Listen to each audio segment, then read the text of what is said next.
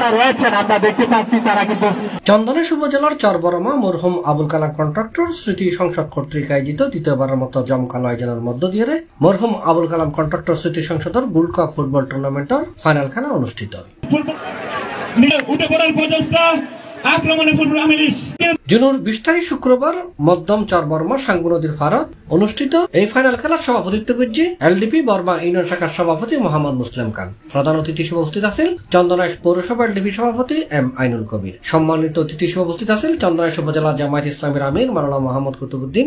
বিশেষ অতিথি আছেন সিআইপি এম ওবায়দুল হক রুকন, বর্মা এলডিপি সাধারণ সম্পাদক আমিনুল হক রাশেদ। আর উপস্থিত আছেন খেলা পরিচালনা কমিটির সভাপতি মোহাম্মদ জাহিদুল আলম, সাধারণ সম্পাদক মোহাম্মদ ফরমানুল্লাহ। ফাইনাল খেলাত উপজেলা এলডিপি সাধারণ সম্পাদক আলহাজ আক্তার আলমের উদ্বোধনী খেলাত অংশগ্রহণ করছে পশ্চিম বরকল আব্বাস ফকির বাড়ি ফুটবল একাদশ বনাম সাতকানিয়া পূর্ব মিলাইশ ফুটবল একাদশ। খেলাত 1-0 গোলে চ্যাম্পিয়ন পশ্চিম বরকল আব্বাস ফকির বাড়ি ফুটবল একাদশ। এই বর্মা প্রিন্সিপাল আবুল কাসেমের বর্মা আজকে এই খেলা উপভোগ করে আমি আপনাদেরকে আন্তরিক